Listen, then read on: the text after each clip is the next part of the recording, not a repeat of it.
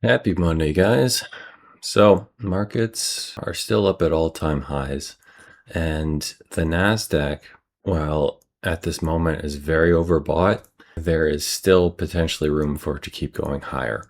It's something that I myself am going to be staying away from, but there's nothing obvious except from just a pure mathematical standpoint of it being overbought that I could say that we need to start selling this now. But right now, just keep waiting on these index markets. The Dow is the one that's showing the most weakness, and we still haven't broken that resistance area from last week.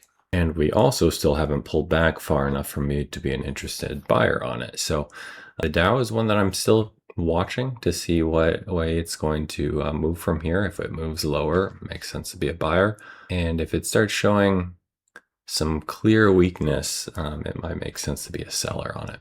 Oil has moved into this clear uptrend down into sort of a choppy area where that uptrend is starting to potentially break down.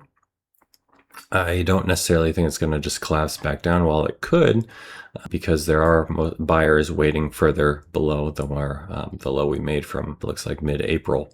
I still think it favors the buy side, but with some caution, because I do think we're going to continue to see volatility moving both ways on that. Myself, if I see some extreme, not even necessarily extreme, but some buy opportunities, I will be taking them on oil today.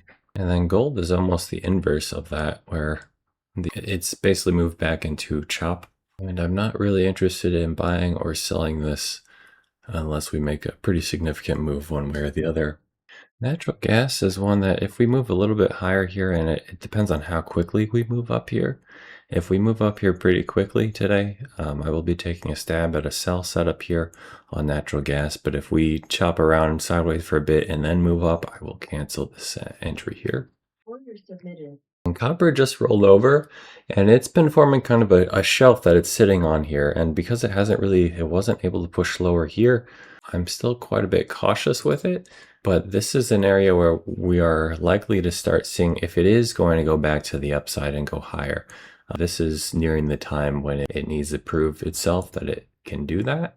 So if there are some clear buy setups that happen on copper, I will be looking to take them. I'm not seeing any at this moment, but I will put some alerts on copper here to see if we can break some sort of a downtrend on the smaller time frame to get back higher. Order submitted.